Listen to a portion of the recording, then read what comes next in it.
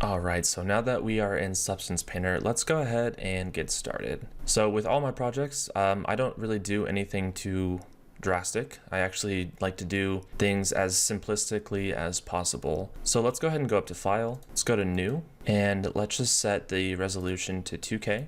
This you can change whenever you want, so it doesn't really matter. And I'm gonna go ahead and keep the template just the default that it comes in. Let's go ahead and select our project mesh file.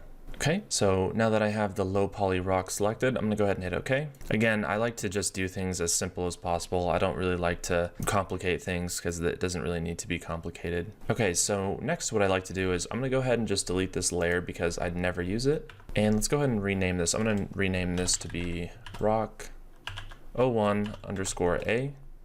So now that we have that, let's go ahead and we'll go to Bake Mesh Maps. And I'm gonna go ahead and use everything on this side except for ID map because we won't be needing that. So I'm gonna go ahead and uncheck that. For the output size, I like to always set this to 4K because I never know when I wanna come back and actually use a 4K texture. A lot of the times I don't, I'll end up using 1K or 2K textures for my rock assets, but this time around, let's just go ahead and leave this to 4K, just in case we want to come back at any point in time during the process and have higher resolution maps. So the only thing that I'm actually going to touch in these settings is this anti-aliasing. By default, it's set to none. Let's go ahead and set that to 8x8. This will make sure everything's nice and sharp and crisp. So let's go ahead and choose our high definition mesh. All right, so you can see that we have our high poly set in here. And let's go ahead and just hit Bake Rock 01_A. All right, perfect. So it looks like we got all of the maps that we wanted and everything came out really nice and clean. So that's perfect. So when I'm doing stylized rocks, I like to focus on doing really simple reads. I don't like to do a lot of noisy detail inside the actual texture. I like to just keep things as simple as I can. A lot of the times the lighting inside of the game engine is going to help a lot to show form. I find that a lot of the times that having a noisy texture can just sort of muddy up the space. Okay, so before we begin, I want to just give a little bit of context as to sort of the style that I want to go for. Usually when I do stylized textures, they're kept really simple. They're also very painterly, so I like to be pretty loose and see if I can mimic brush strokes inside my work. Similar to these references here, you can see that there's not a lot of like noisy detail in them as far as the actual surface detail. A lot of it's kept loose. There's different colors going on and it's very painterly. It's a lot of gestural type of work.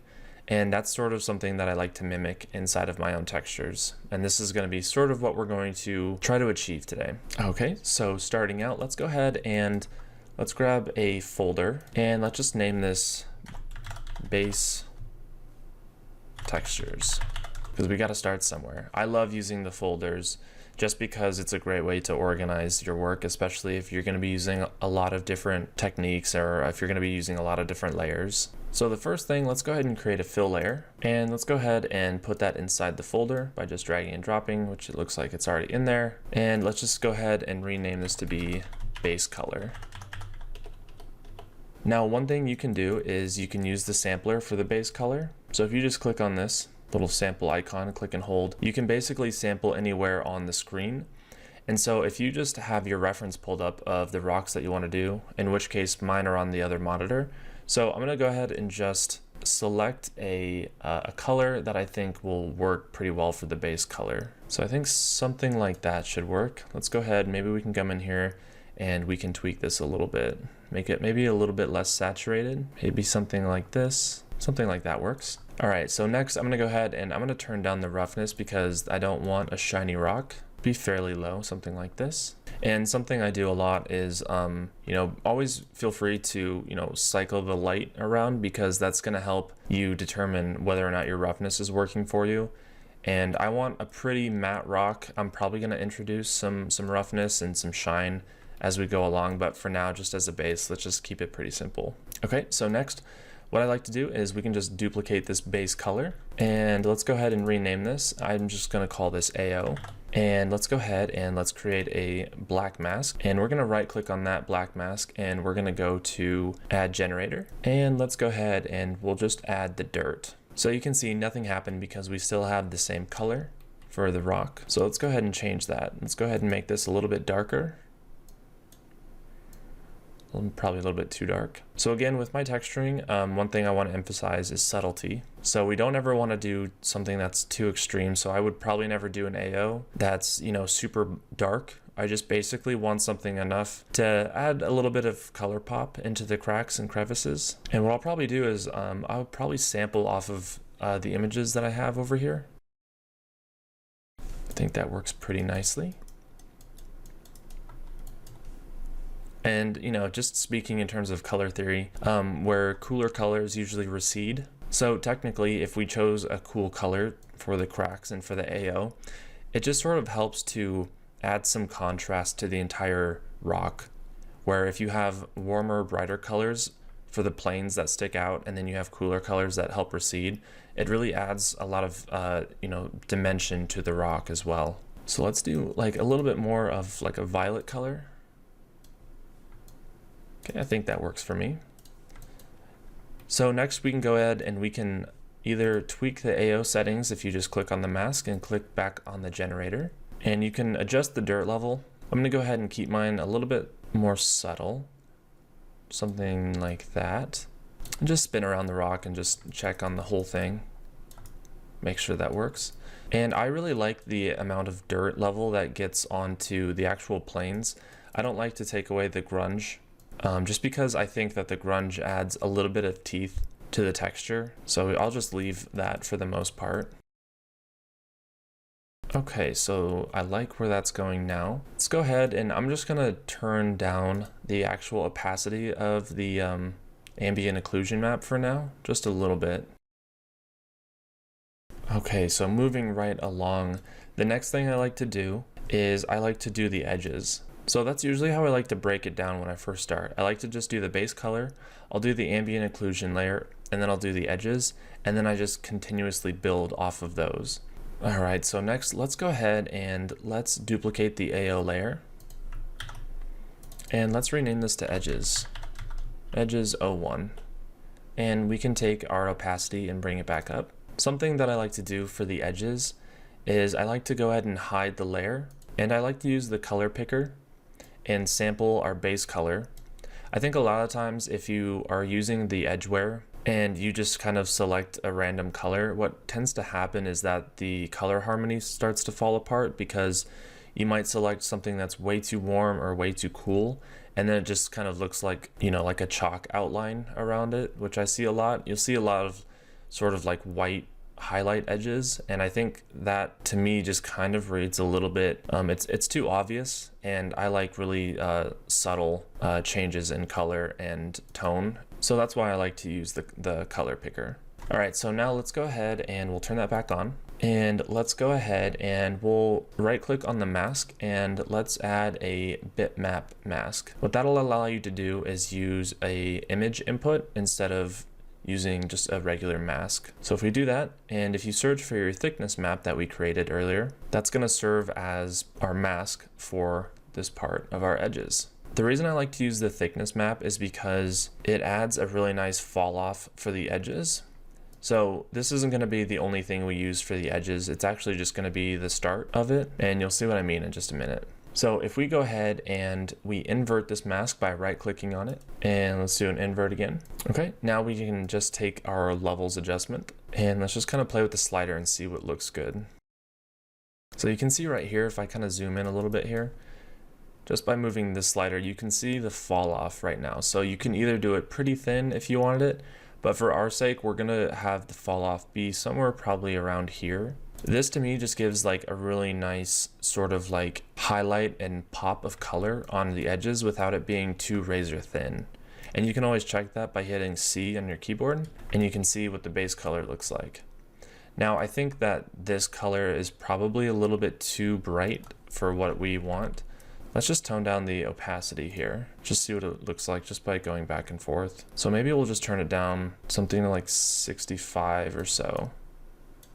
I think that looks pretty good. Now at this stage, sometimes I would stop right here and not do any more edges, but I think that we can enhance this just a little bit more by adding some sharp, crisp lines for the edges. So what we can do is we can go ahead and duplicate this layer again. And let's go ahead and we'll get rid of the fill and the levels. And let's go ahead and we'll right click the black mask. We'll go to add generator and let's go ahead and we'll search for curvature. Now what's really nice about this one is that this is going to pick up the edges that are sort of like embedded inside of some of that sculptural detail versus getting it on the actual edges of the mesh.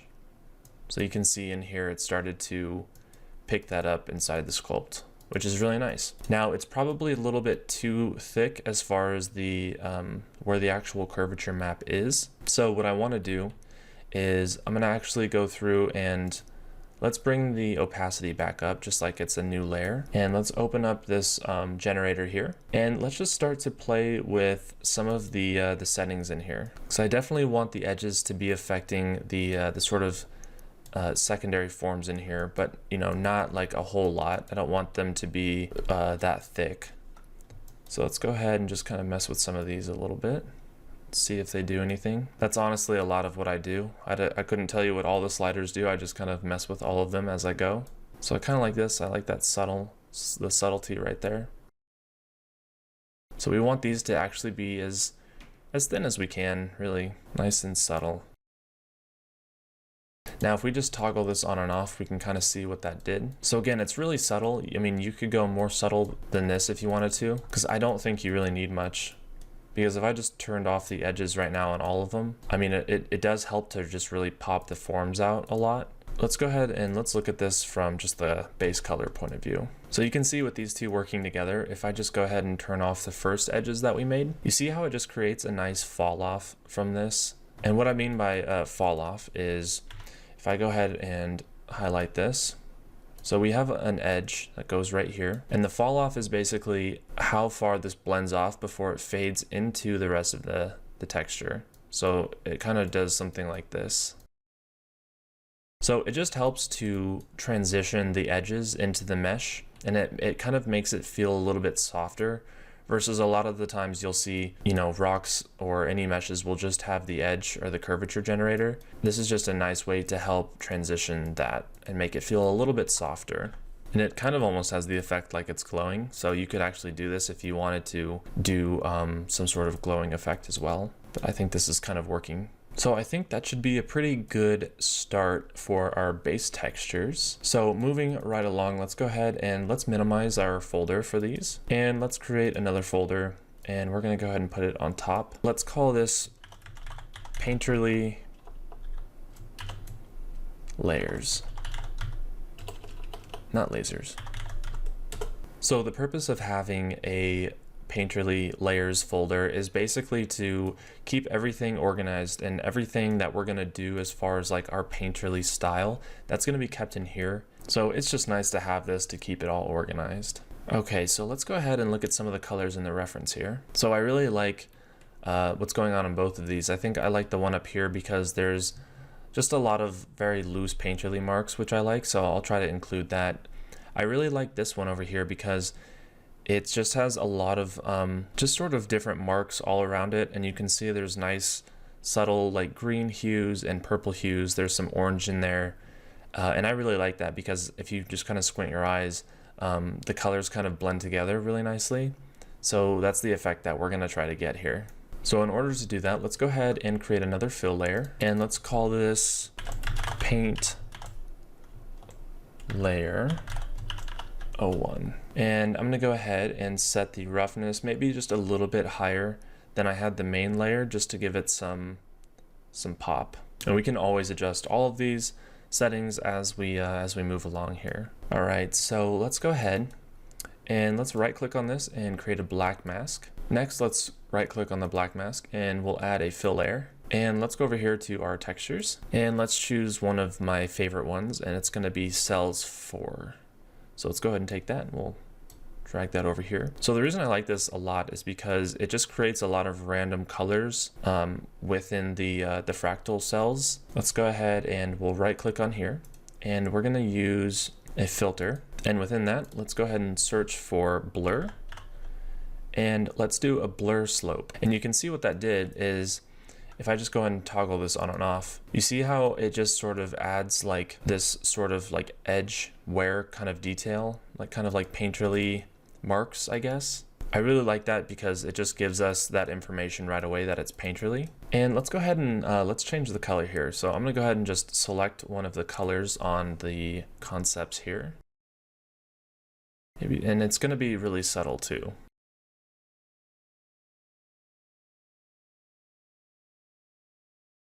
So we're gonna do several of these because we wanna kind of build up everything as we go. Let's open up our blur slope again. Actually, before we do that, let's actually open up the cells. Just kind of mess with the balance here. Let's open up the noise parameters. Maybe we can decrease the scale a little bit. I think the key here with these first steps is to get a lot of the larger sort of paint dabs on here and just like work with the larger shapes and then, you know, work smaller as you go. That's sort of the key. Okay, that looks good. Let's go ahead and go to the blur slope and let's just kind of, you know, mess around with all the settings and see what that does.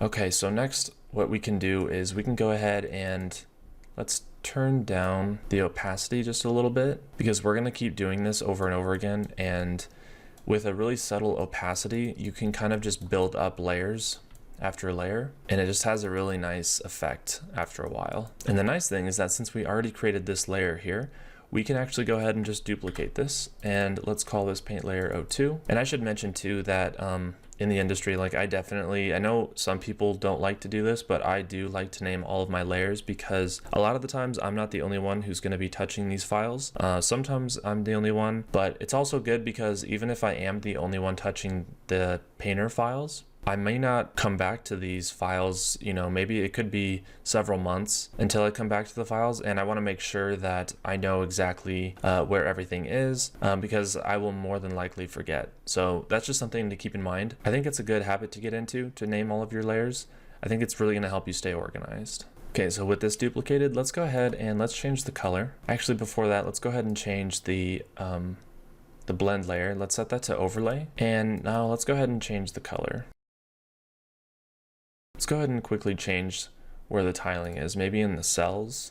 That way it's not an exact duplicate and it's not laying exactly on top of what we just did. I think what we might have to do is increase the opacity just a little bit. And let's go ahead and change the scale around. Maybe we can make this a little bit darker. All right, and you'll notice that a lot of the base texture stuff, especially the edges that we have, it's kind of going away a little bit because these layers are sitting on top. So don't worry, we'll always be able to come back to that and change that. All right, this is starting to look really cool. So next, let's go ahead and let's duplicate this again. We're gonna do this several times, and let's rename this. Just call it our third one.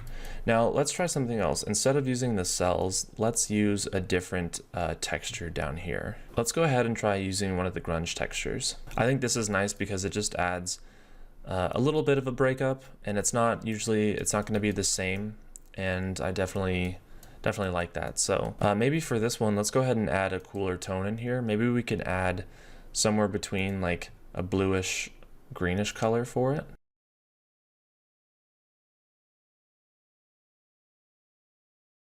So with that selected, let's go ahead and open up our grunge map, and let's just kind of change how this texture is being portrayed in here. Maybe we could increase the contrast a little bit.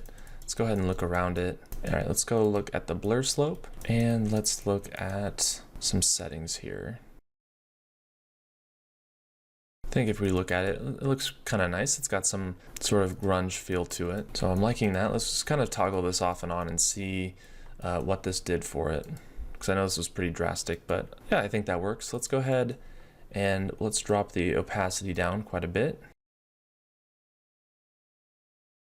So let's start to be a little less subtle with the colors, and let's start to like amp this up a little bit more. So to do that, let's go ahead and duplicate this again. And let's go back to our cells. We'll go ahead and add that back in there. Now let's go ahead and choose a color that's a little bit more vibrant and something that kind of sticks out a little bit more. Yeah, I'm really liking the sort of blue color in here. You can see that level of detail in there. and sort of all the different paint marks in there. It's starting to look really, really nice. So let's go ahead and keep that there. And let's select a different blend mode. Let's do something like, maybe we could do like a screen. I think screen looks pretty nice. You can see we're almost kind of getting like this watercolor effect, which I think is pretty cool. Let's go ahead and put the edge wear that we did in the base textures. Let's go ahead and drag that on top so we can get some of that back. So I'm gonna go ahead and just take these and let's go ahead and move them. We'll just move them on top of this. That way we have some of that kind of brought back. So now that you've sort of seen my process for how I like to build up these layers, I'm gonna continue to do the same thing that I just showed you. I'm gonna go ahead and speed up the video and sort of bring this to a more finished state. And then I'll come back and we'll talk about what I did.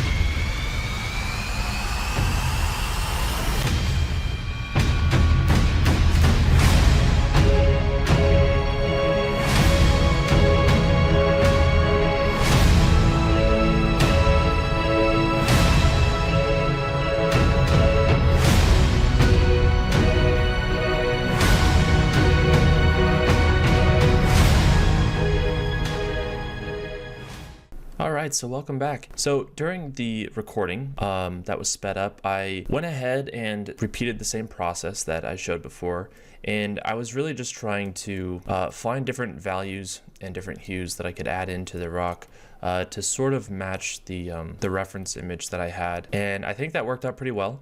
I used a lot of different, just blur slopes. I found some textures to put in with those blur slopes. And I guess the only thing that I did that wasn't actually explained before was I actually went through on the edges that I made and I added a blur slope to them. So you can see that there is still a fall off that we created earlier, but it kind of has like a little bit of texture to it. So it's not so smooth.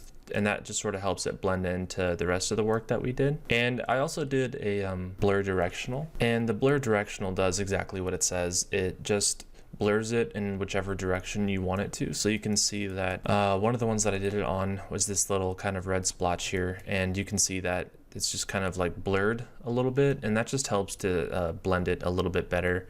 So the markings around the edges aren't as obvious. Okay, so I think this is in a good spot for now. What we should do next is let's go ahead and let's look at these edges a little bit again. I really want to try to, pop these out just a little bit more, but not evenly. I want like little pops of color around some of the edges to show that it's a little bit more maybe damaged in those areas. And to do that, let's go ahead and we'll take this top edges. This is the layer that's a little bit the tighter layer, and let's go ahead and I think I'm going to remove the blur slope that I put on this edges, just because I think that we started to lose the actual edge there a little bit. Let's go ahead and duplicate this, and let's just call this edges lighter. Now let's go ahead and let's maybe take this color and let's desaturate it a little bit. I guess we could do maybe not all the way, but almost there. Maybe we could change the color. All right, so let's go ahead and toggle this back and forth. So that seems like it's gonna make somewhat of a difference. So let's go ahead and let's get our mask here. If we right click the mask and we go to paint, this is kind of like a mask in a way. It just allows you to paint out what you don't want. So let's go ahead and erase some of the areas. So the goal is just to have it pop up every once in a while. So as you're spinning around the rock, you can kind of see these like hits of edge highlights pop even more. It just adds a little bit more dynamic to it.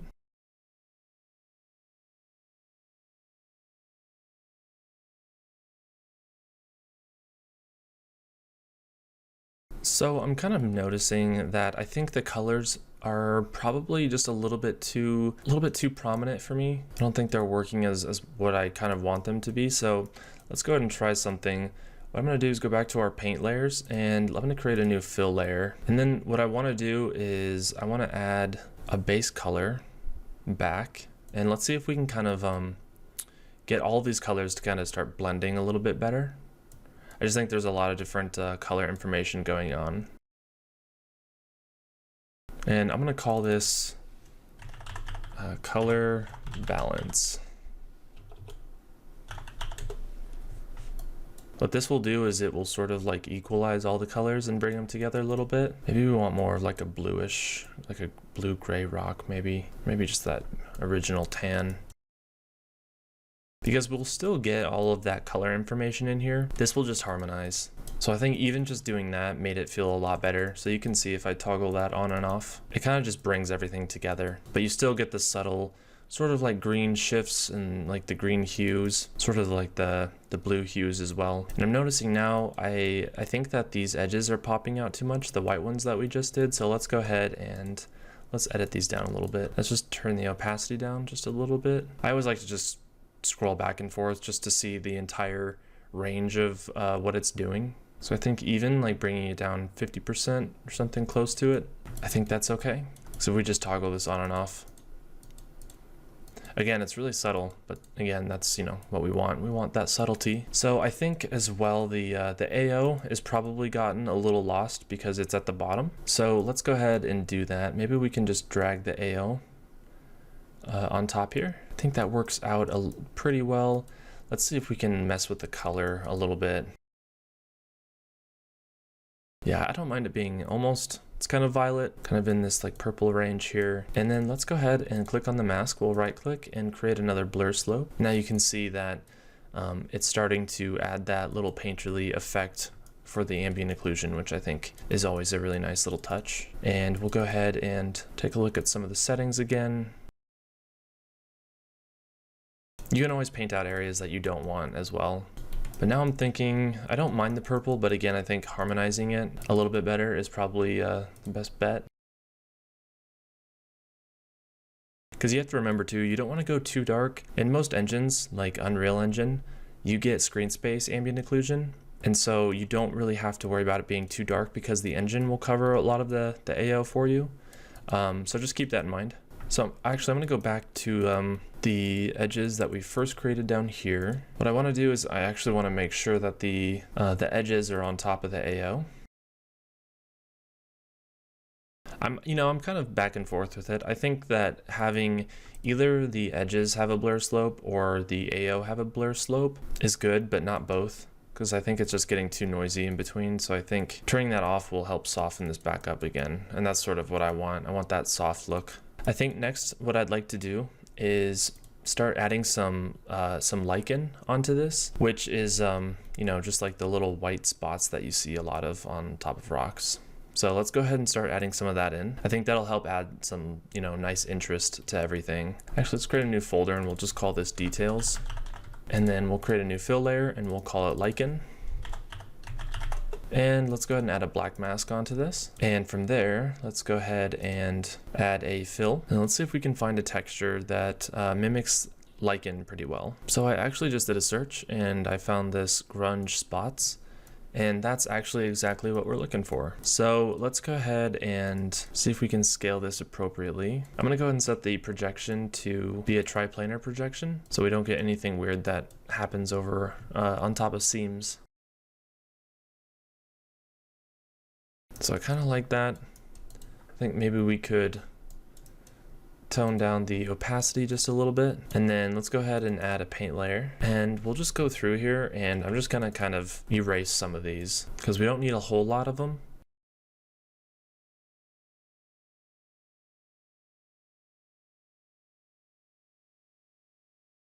Okay, so that kind of looks nice. I think I want to try to avoid having it look too polka dot like. So what we can do next is let's actually go ahead and let's call this lichen 01, and then let's go ahead and duplicate this and get rid of the paint layer, and let's add that original grunge spots that we had. So we'll just kind of build this up again in, some layers. And let's go ahead and increase the scale and the balance. And again, with this one, I think the goal is just to try to erase out some more of it. Maybe we could make the scale a little bit smaller. And then, yeah, we'll just go through with the paint layer and we'll just kind of erase out what we don't want.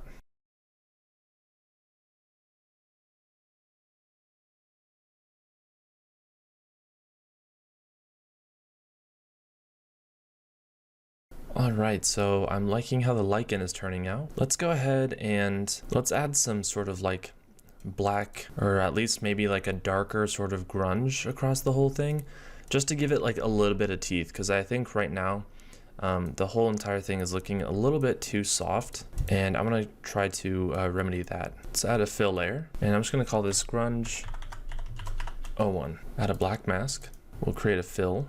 And let's look for a good grunge mask we can use. Let's just make this a darker color here. And this is going to be really, really subtle because we don't want to ruin any of the really cool information that we did on top. Let's even try adding a blur slope to this. Yeah, I think that works out. And let's just take the opacity down quite a bit. So like every once in a while you'll look around it and you can kind of see, some black spots on it, just to add some like micro detail. Okay, so lastly, let's go ahead and do something that is really fun. We'll go ahead and add sort of this top layer of moss that we can really start to add like some bright color pop to this, and it just makes the overall asset look really, really cool. So I'm gonna go ahead and make yet another folder, and let's call this Moss 01. And we'll create a fill layer. I'm just gonna call this Moss 01.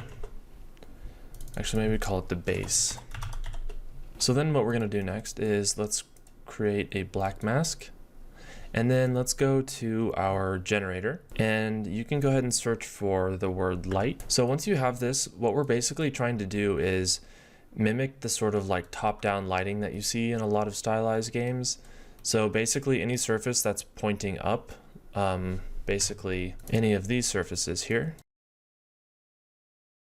these should all be affected. So in order to do that, it's really simple. We're just going to take this vertical angle and we're just going to point it down to where it says 270. So you can actually see if you were trying to get like a snow effect, this would be one way to do that. But we actually kind of want more of like a mossy color. So I'm going to go ahead and color pick. Let's see if I can get something that looks pretty good. And we'll take the roughness down all the way. And then let's go ahead and get that color. Something fairly neutral, something maybe like this. And then what you can do afterwards, I think this is so cool, by the way. I think this is like one of my favorite things to do in here, because it just like, it adds such a nice level of detail that you don't have to manually paint in. So anyway, let's go ahead and add a blur slope to this and give it some cool painterly edge to it. So you can kind of see, if I zoom in here, you can see how we have this sort of like paint daub thing again. So let's go through and let's look at some of these settings here, starting with the light. And we want the highlight level to be fairly strong. Awesome, that's looking great so far. All right, let's go ahead and look at the blur slope. I don't mind having a little bit of blur on it. And its position, just kind of mess with all these settings, see what we can get. And I'm gonna go ahead and adjust some with the lichen. I tend to do this as I'm scrolling around working on one portion of the rock or whatever I'm working on. I'll usually come through and I'll start adjusting things as I see them, because I might have missed it. Okay, let's go back to the moss now. I think we could actually have the position be a little bit less. Yeah, already that just adds a lot, just with having that extra color pop to it. Might change the highlight glossiness and bring it down a touch. There's still one more thing that I think we can do to the moss to sort of add just a little bit more texture to it than just having this flat, one color. And in order to do that, let's go ahead and we'll duplicate the moss base, and we'll just call this Moss 02. And let's go ahead and let's change the color. Maybe we can change it to be something maybe a little bit darker, something like this. And let's set this to multiply, or maybe overlay. And then let's go ahead and in the blur slope, let's go ahead and select that. And let's look at the intensity, and maybe we can turn up the intensity a little bit. So you notice how it starts to break up a little bit more. I think that's going to be really great for us. And let's look at the quality. So all we're doing is just adding some breakup and seeing if we can inject a little bit more color. Maybe something like that. And then we can take the opacity and turn that down a little bit. Again, subtle. I think it might be getting maybe a little bit too noisy, because you see how all of these shapes right here, the little spots, they start to kind of mimic the lichen down here. And I think what we want is something to be a little bit more softer.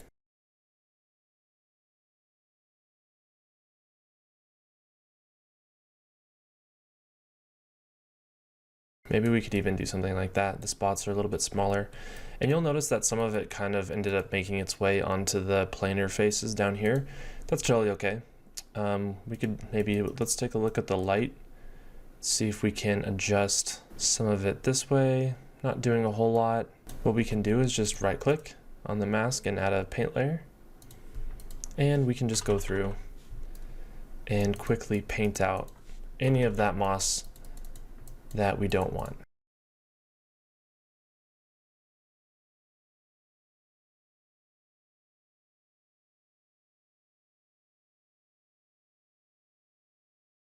All right, so now that that's all painted out, everything's starting to look pretty good. I think let's go ahead and let's go back to some of this grunge that we added, the black grunge, and let's do the same thing. Let's add a paint layer and go through and let's get rid of some of it. I think having it everywhere is probably just a little bit too much. It's a little too noisy.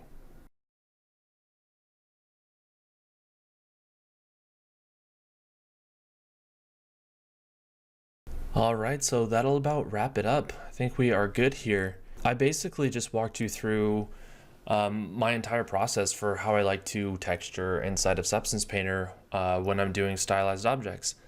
This isn't too much different from how I would approach something that's a little bit more realistic. There's definitely some different techniques there, but for the most part, this is how I utilize the layers.